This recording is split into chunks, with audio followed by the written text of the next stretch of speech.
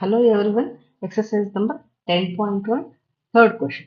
Third question ನಲ್ಲಿ ಏನು ಕೊಟ್ಟಿದ್ದಾರೆ ನೋಡಿ, identify the numerical coefficients of the terms other than constants in the following expressions ಅಂತ ಕೊಟ್ಟಿದ್ದಾರೆ. ಅಂದ್ರೆ ಇಲ್ಲಿ ಎಕ್ಸ್ಪ್ರೆಷನ್ ಕೊಟ್ಟಿದ್ದಾರೆ ನೋಡಿ, ಇಲ್ಲಿ ಎಕ್ಸ್ಪ್ರೆಷನ್ ಕೊಟ್ಟಿದ್ದಾರೆ. ಮುಂಚೆ ನಮ್ಗೆ ಏನು ಹೇಳಿದ್ರು, ಎಕ್ಸ್ಪ್ರೆಷನ್ ಕೊಟ್ಟು ಟರ್ಮ್ಸ್ ಫ್ಯಾಕ್ಟರ್ಸ್ ತೆಗೀರಿ ಅಂತ ಹೇಳಿದ್ರು, ಫ್ಯಾಕ್ಟರ್ಸ್ ಫೈಂಡ್ ಔಟ್ ಮಾಡಿ ಅಂತ ಹೇಳಿದ್ರು. ಇಲ್ಲಿ ಏನು ಹೇಳಿದರೆ ನ್ಯೂಮರಿಕಲ್ ಕೋಯಿಫಿಷಿಯಂಟ್ಸ್ ತೆಗೀರಿ ಅಂತ ಹೇಳಿದ್ರು, ಐಡೆಂಟಿಫೈ ಮಾಡಿ ಅಂತ ಹೇಳಿದ್ರು. ಓಕೆ, ನೋಡೋಣ. ನ್ಯೂಮರಿಕಲ್ ಕೋಯಿಫಿಷಿಯಂಟ್ ಅಂದ್ರೆ ಏನಂತ ಓದಿದ್ವಿ ನಾವು, ಈ ವೇರಿಯೇಬಲ್ ಜೊತೆಗಿರೋದು. ಇದು ನೋಡಿ, ಟಿ ಜೊತೆಗಿರೋದು ನಂಬರ್ ಇದು ಕೋಯಿಫಿಷಿಯಂಟ್ ಆಯ್ತು.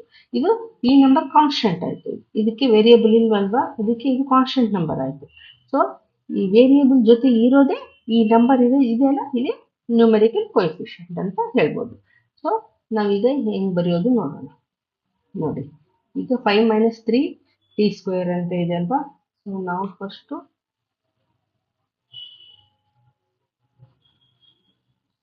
Terms coefficient. ಓಕೆ, ಟರ್ಮ್ಸ್ ಏನಾಯ್ತು, ಇಲ್ಲಿ 3t² ಒಂದೇ ಇದೆ, ಯಾಕಂದ್ರೆ ಈ ಟರ್ಮ್ ಬೇಕಾಗಿಲ್ಲ. ಇದು ನಮ್ಗೆ ಅವ್ರು ಏನ್ ಹೇಳಿದಾರೆ ನೋಡಿ, ಅದರ್ ದನ್ ಕಾನ್ಸ್ಟೆಂಟ್ಸ್ ಅಂತ ಕೇಳಿದ್ದಾರೆ. ಸೊ ಕಾನ್ಸ್ಟೆಂಟ್ ಬೇಡ ನಮಗೆ. ಓಕೆ, ಟರ್ಮ್ಸ್ 3t² ಆಯ್ತು. ಇದರಲ್ಲಿ ಕೋಎಫಿಷಿಯಂಟ್ ಏನಿದೆ, 3 ಒಂದೇ ಅಷ್ಟೇ.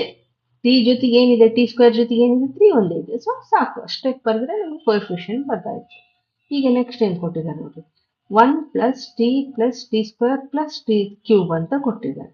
ಸೊ ಇದರಲ್ಲಿ ಟರ್ಮ್ಸ್ ಏನೇನಿದಾವೆ ನೋಡೋಣ, other than constants. Okay, T ಒಂದಿದೆ, t² ಒಂದಿದೆ, t³ ಒಂದಿದೆ. ಓಕೆ, ಈಗ ಇದಕ್ಕೆ ಕೋಎಫಿಷಿಯಂಟ್ ಏನು ಬರಿಬೋದು ನೋಡಿ, ಏನು ನಂಬರ್ ಇಲ್ಲದೆ ಏನಂತ ಬರಿಬೇಕು ನಾವು, 1 ಅಂತ ಬರಬೇಕು.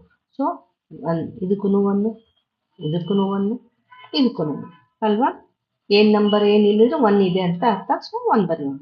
ಈಗ ಸೇಮ್ ಅದೇ ರೀತಿ ಥರ್ಡ್ ಒನ್ ಏನು ಕೊಟ್ಟಿದ್ದಾರೆ ನಾವು, x + 2xy + 3y ಅಂತ ಕೊಟ್ಟಿದ್ದಾರೆ. ಇದರಲ್ಲಿ ಟರ್ಮ್ಸ್ ಕೋಎಫಿಷಿಯಂಟ್ಸ್ ನೋಡೋಣ. ಟರ್ಮ್ಸ್ ಏನೇನಿದಾವೆ ಇಲ್ಲಿ, x ಇದೆ, 2xy ಇದೆ, 2xy ಇದೆ ಅಂಡ್ 3y ಇದೆ. ಸೊ ಕೋಎಫಿಷಿಯಂಟ್ ಏನಿಲ್ಲದ್ರೆ 1 ಇದೆ ಅಂತ ಅರ್ಥ. ಈಗ ಇದಕ್ಕೆ ನೋಡಿ, ಇಲ್ಲಿ xy ಜೊತೆಗೆ ಏನಿದೆ ನಂಬರ್ 2 ಇದೆ, ಇಲ್ಲಿ y ಜೊತೆಗೆ ಏನಿದೆ 3 ಇದೆ. So this are all coefficients ಅಂತ ಹೇಳ್ಬೋದು ನಾವು. ಓಕೆ,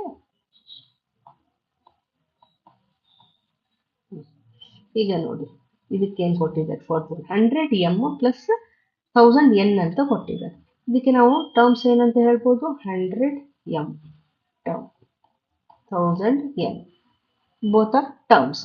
ಈಗ ಕೋಎಫಿಷಿಯಂಟ್ ಏನಂತ ಹೇಳ್ಬೋದು, m ಜೊತೆಗಿರೋದು ನಂಬರ್ ಕೋಎಫಿಷಿಯಂಟ್. ಸೊ 100 ಇದೆ, ಇದಕ್ಕೆ ಏನಿದೆ n ಜೊತೆಗೆ 1000 ಇದೆ, ಇದು ಕೋಎಫಿಷಿಯಂಟ್ ಆಯ್ತು. ಇಷ್ಟು ಈಸಿ ಇದೆ ಅಲ್ವಾ.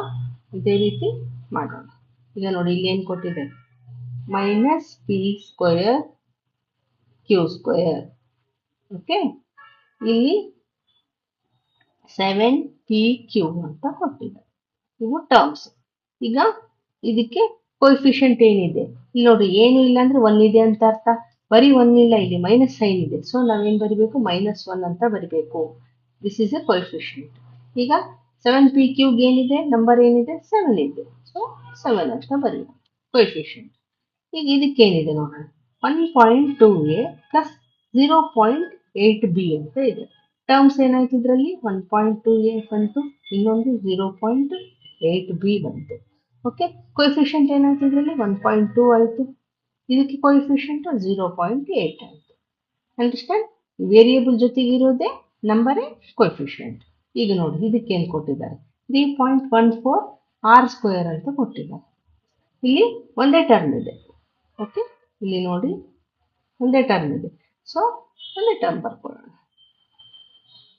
3.14 r². ಇದಕ್ಕೆ ಕೋಎಫಿಷಿಯಂಟ್ ಏನು ಬರೀಬೇಕು, 3.14 ಅಷ್ಟೇ. ಓಕೆ, ಈಗ ನೆಕ್ಸ್ಟ್ ಒನ್. ಈಗ ನೋಡಿ, 2 ಬ್ರಾಕೆಟಲ್ಲಿ l + b ಅಂತ ಕೊಟ್ಟಿದ್ದಾರೆ.